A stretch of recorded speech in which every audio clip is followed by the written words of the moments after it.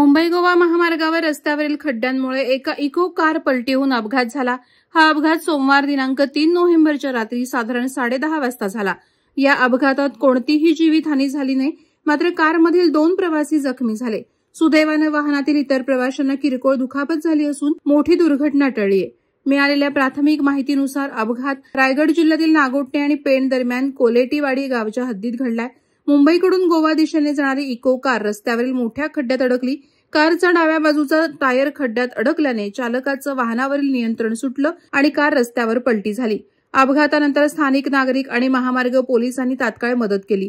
जखमी प्रवाशांना त्वरित प्राथमिक उपचारासाठी जवळच्या रुग्णालयात दाखल करण्यात आलं।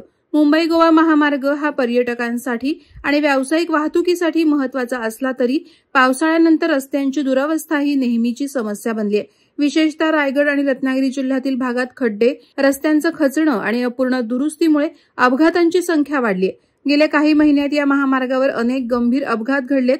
गेल्या वर्षभरात या महामार्गावर 50हून अधिक अपघात नोंदवले गेले असून त्यापैकी 20% अपघात खड्ड्यामुळे झाल्याचं आकडेवारीवरून समोर आलं आहे। मुंबई गोवा महामार्गावर प्रवास करणाऱ्या चालकांना रात्रीच्या वेळी सावधगिरी बाळगण्याचे आणि खड्ड्यांच्या भागात वेग कमी करण्याचे आवाहन करण्यात येत आहे। वादळवारा लाईव्हसाठी किरण बांधणकर, पेण।